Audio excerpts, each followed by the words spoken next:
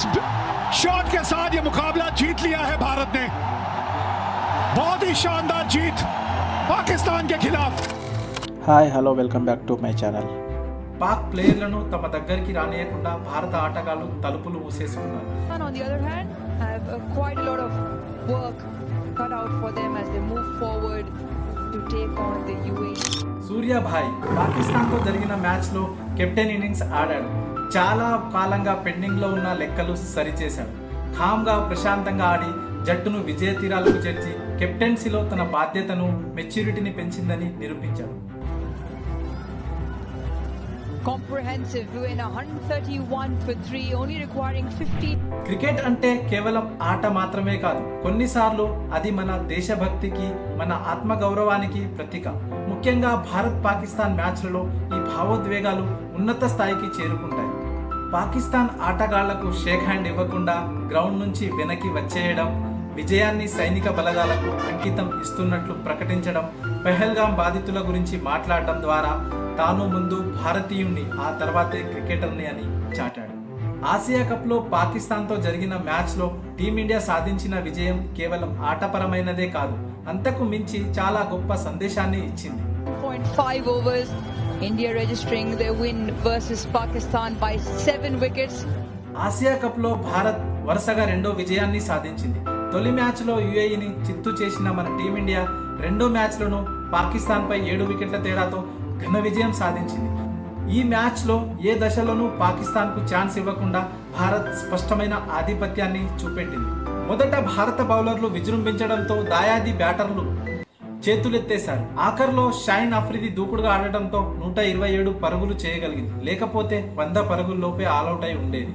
With restricting Pakistan to a below par total, Pakistan bowlers failed to hold India down. Only wicket 128 పరుగుల స్వల్ప లక్ష్య ఛేదనను మన బ్యాటర్లు అలవోకగా ఛేదించారు. 4 4లు 2 6 బాదిన అభిషేక్ శర్మ 13 బంతుల్లోనే 31 పరుగులు చేసి పాకిస్తాన్ ప్రధాన పేసర్ షాహిన్ అఫ్రిదిని టార్గెట్గా చేసుకొని పాకిస్తాన్ రెక్కలు విరిచేశారు. అభిషేక్ అవుట్ అయిన కొద్దిసేపటికి గిల్ కూడా స్టంప్అవుట్ కావడంతో భారత్ 41 పరుగులకు 2 వికెట్లు కోల్పోయింది. ఈ దశలో క్రీజులోకి వచ్చిన కెప్టెన్ సూర్యకుమార్ యాదవ్ హైదరాబాదీ బ్యాటర్ తిలక్ వర్మతో కలిసి జాగ్రత్తగా ఆడాడు. టీ20లో ఆకాశమే హద్దుగా చెలరేగే సూర్య ఈ మ్యాచ్లో సాధించాల్సిన పరుగులు తక్కువగా ఉండటంతో చాలా ప్రశాంతంగా నెమ్మదిగా ఆడాడు. అనవసరమైన దూకుడుకు వెళ్లకుండా గెలవడానికి ఏం అవసరమో అదే చేశాడు. అందుకే తిలక్ వర్మ అవుట్ అయ్యే సమయానికి 23 బంతుల్లో 23 పరుగులు మాత్రమే చేశాడు.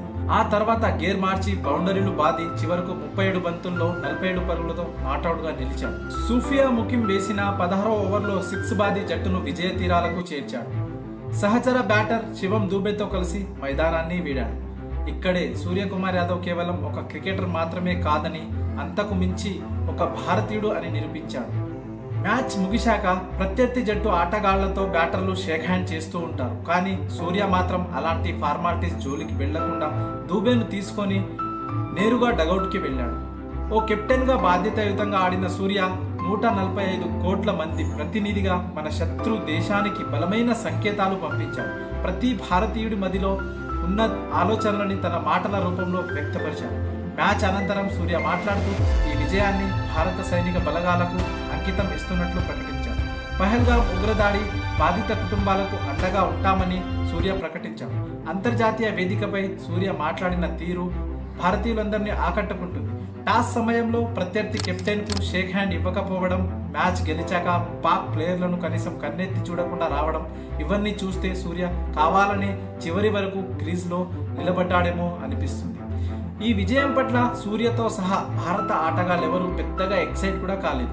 పసికున్న లాంటి జట్టును చిత్తు చేస్తే పెద్దగా ఎమోషన్స్ చూపించకుండా ఎలా ఉంటారో భారత ఆటగాళ్లు కూడా అలాగే ఇలాంటి భావోద్వేగాలకు పైకి కనిపించనీయలేదు.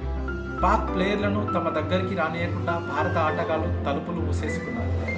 పహల్గాం ఉగ్రదాడి అనంతరం భారతీయులంతా ఎంతలా రగిలిపోతున్నారో, పాక్ పట్ల ఎంత ఆగ్రహంగా ఉన్నారో దాన్నే భారత ఆటగాళ్లు కూడా ఆటలోనూ హావభావాల్లోనూ చూపెట్టారు. మరి పాకిస్తాన్తో మ్యాచ్ ఎందుకు ఆడటం అని అంటారేమో, అది ఒక మల్టీనేషనల్ టోర్నీ, ఆడక తప్పదు. బాయ్కాట్ చేసి ప్రత్యర్థికి మేలు చేసే కంటే చావు దెబ్బ కొట్టి మూలాన కూర్చోబెట్టడమే సరైన పని అని నా ఒపీనియన్. మరి మీ ఒపీనియన్ ఏంటో కామెంట్స్ చేయండి, లైక్ అండ్ సబ్స్క్రైబ్ చేయండి. జై హింద్.